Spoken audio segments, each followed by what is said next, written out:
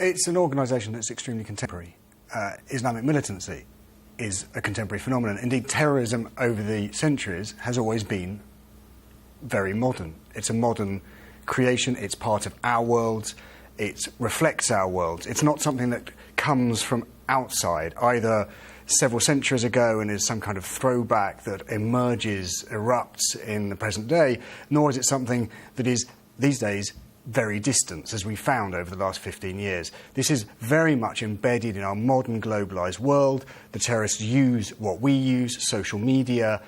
They are often ahead of the curve, in fact. They use things like Pro-Go cameras. They'll have cameras on them. The Pro-Go cameras are absolutely astonishing. I mean, these are militant... Explain what it is. Yeah, Pro-Go camera is a kind of used for extreme sports very often, and you stick it here or here, and it sends point-of-view footage back to wherever you want it to go, basically. You can keep it yourself or you can broadcast it these days. And we've seen these Pro-Go cameras being used, particularly by French militants, actually, in the last couple of years. What we haven't quite got to yet is the live stream from a point-of-view camera during a terrorist attack. We've got everything up to there. We've had people taking pictures during an attack and then uploading them, that kind of thing. And that is absolutely our age. It's that the terrorists are of our age, just using our technology in a very dark way. And that's what we need to recognise if we're going to confront it. We can't keep saying they're mad. Do we have to contest their ideas as well? I mean, I've often sat in meetings where I've said, you know, look, isn't it dangerous if we start succumbing to this idea that somehow IS are some sort of deviant...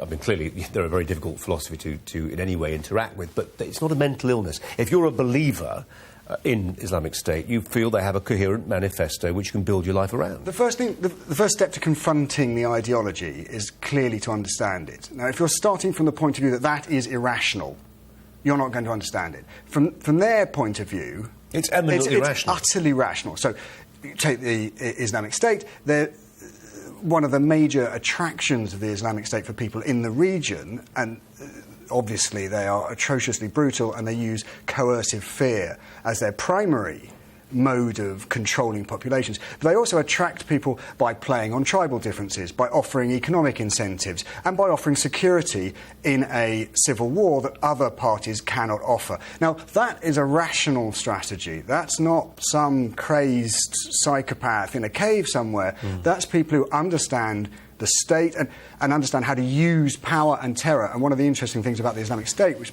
people often forget, is that many of the senior commanders within it are ex-Ba'ath Party, former Saddam Hussein loyalists. So they grew up in a very state-orientated environment. But that's very localised, isn't it? That's Iraq, Syria. Why is it? Why? You know, a couple of months ago I was in Tunisia. There was a guy who'd killed 30 mainly British tourists. Subscribed, he said, to Islamic State. A couple of years before that, I was in Nairobi. It was the Westgate Shopping Mall.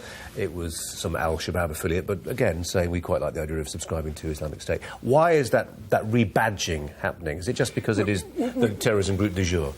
Partly. I mean, we have to be careful about, as we did with Al-Qaeda immediately after the 9/11 attacks, labelling everything today Islamic State.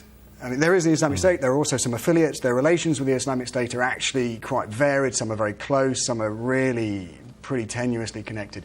There's also still Al-Qaeda, and there's still a whole range of other groups partially connected to Al-Qaeda or just independent, like the Taliban in Afghanistan, the good old Taliban we all remember, still there. They now seem kind of rational by comparison. Who now look kind of more moderate in a very weird sense. Can we just talk about... I mean, we both agree it's important to... You can't labour this too much. This is a repugnant organisation in every possible respect. How will it be defeated? Will it eventually just collapse under the weight of its own contradictions, or will it be militarily defeated on the battlefield? There's one fundamental flaw with all Islamic militancy, quite apart from, as you say, this moral repugnance, the abhorrence of the act, which all right-thinking people are repelled by, unless they have a very good reason not to be. And that is, it doesn't actually work. I mean, it's not a very good way of running countries. Well, they won't make the trains run on time. They won't make the trains run on time. They can't guarantee security very long. And as we've seen again and again, the general rhetoric works, the jihad, global war. When you drill down into what it means on the ground, it's extremely unpleasant. And communities, again and again over the last 15 years, whether it's Al-Qaeda, whether it's Islamic State, reject that eventually, partly for pragmatic reasons, partly for moral reasons, and partly for cultural reasons, but it eventually falls apart. And if you're over at the Ministry of Defence in Whitehall planning strategy for the next 10 years, your advice, I'm guessing from the book, is pretty simple. One element of it is simply this: don't try and decapitate the leadership, because it doesn't work.